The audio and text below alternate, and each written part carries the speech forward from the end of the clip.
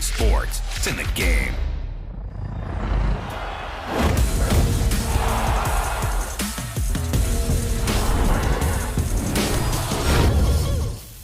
All right, coming up next, it's a lightweight bout between Bruce Lee and Toni Ferguson.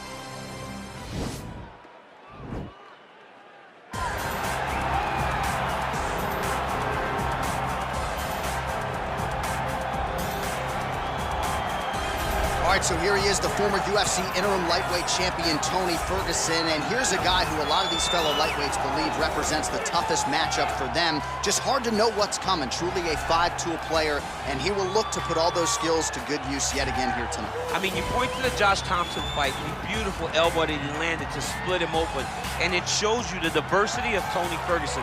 And you have to remember, he was a national champion at Grand Valley State University. Right. So if he needs to, he can be a guy that has the ability to take you down and just brutalize you on the ground. Not only brutalize you, but he has a great ability to submit his opponents, as he showed when he won the title fight Kevin Lee.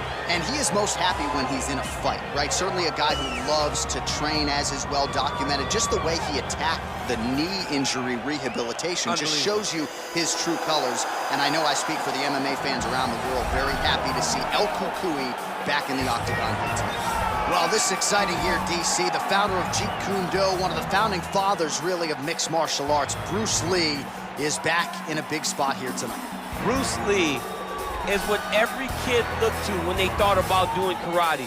Bruce Lee is the person that anyone looked at when they said, I want to be a fighter. It was the speed, it was the charisma, it was the approach of Bruce Lee that made him so special. And tonight, he's gonna look to show a new generation of fighters exactly how it's supposed to be done. And if you hear the phrase, drillers make killers, right? I mean, that was Bruce Lee in a nutshell. He felt like practice would make perfect. Nobody trained as hard as the great Bruce Lee. And now our tail of the tape for this lightweight. You ready?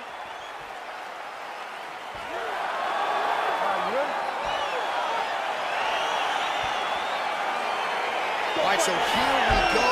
The weight and the height gives way to the action right here on one side. Maybe the division's most well-rounded fighter, taking on arguably the biggest submission threat in this division. Because he's such a great submission grappler, I believe that this is the move.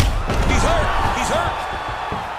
All right, early round one, we'll see if he can use that jab and try to keep his opponent on the outside. Must be nice for these long fighters, huh? I mean, they are able to touch you as you try to enter into range. Tonight, he needs to use his jab, use his kicks to hit his opponent before his opponent can get into range. Oh! He needs to start looking to finish now because he's got his opponent hurt very bad. Quick entry here. Nice single leg entry, rotates ahead outside to a high crotch. All right, bottom fighter here, maybe looking to hip escape, DC. Back to the feet. And he lands a punch there. Pretty good connection by him. Great connection. He's in a great flow right now. He's very tricky when you throw that body. What a fantastic strike to throw at the exact right moment. He deserves this moment. Go finish his fight. Knee to the body. And a knee. And now some knees. Back to the feet.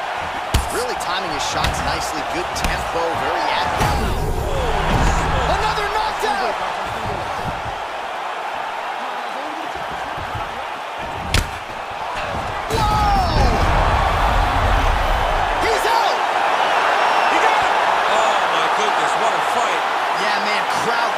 Just a gorgeous shot there to end the fight. Really just the way he drew it up. He found the opening and capitalized on it to the utmost extent.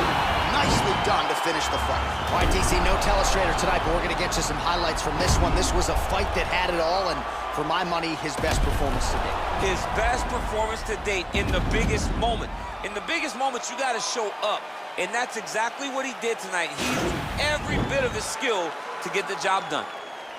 Ladies and gentlemen, referee Dan Mergliano has called a stop to this contest at 2 minutes, 24 seconds in the very first round.